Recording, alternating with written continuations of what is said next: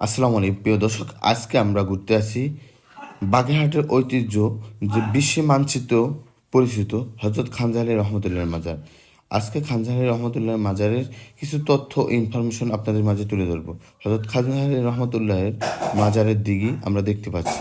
এই দিঘিতে রয়েছে মাছ এবং রয়েছে কুমির। খানজাহালি রহমতুল্লাহের মাজারের এবং কুমির দেখতে আমরা খানজাহালি রহমতুল্লাহের মাজারের সামনে যে গেট মেইন ফটক থেকে আমরা ঢুকতে পারছি। হজরত খানজাহালি রহমতুল্লাহের মাজারের ভিতরে যে আপনার সামনে দেখা যাচ্ছে যে গেটটা, ওইটা হচ্ছে মেইন আপনার ফটকের গেট। এইখান থেকে এই মাজার ভিতরে ঢুকতে হলে জোতা রেখে ঢুকতে হয় এবং খানজাহালি রহমতুল্লাহের মাজার জিয়ারত করে থাকেন বিভিন্ন ধর্মপ্রধান মুসলমান ভাই বোনেরা। খানজাহালি রহমতুল্লাহের কারুকার্য এবং মাজারটি মনে হয় আপনি যে অতি শীঘ্রই এটা তৈরি হয়েছে, কিন্তু না। হজরত খানজাহালি রহমতুল্লাহ 1969 সালে তিনি মৃত্যুবরণ করেন। তিনি জন্মসূত্রে ছিলেন একজন দিল্লি ভারতের মুসলমান সম্ভ্রান্ত পরিবারের লোক।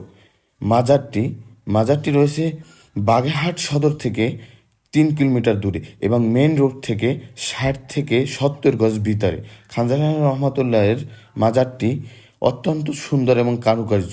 বাংলাদেশে বিভিন্ন অঞ্চল থেকে পর্যটক এবং ঘুরতে আসেন এবং খানজাহালি রহমতুল্লাহের মাজার দেখতে আসেন।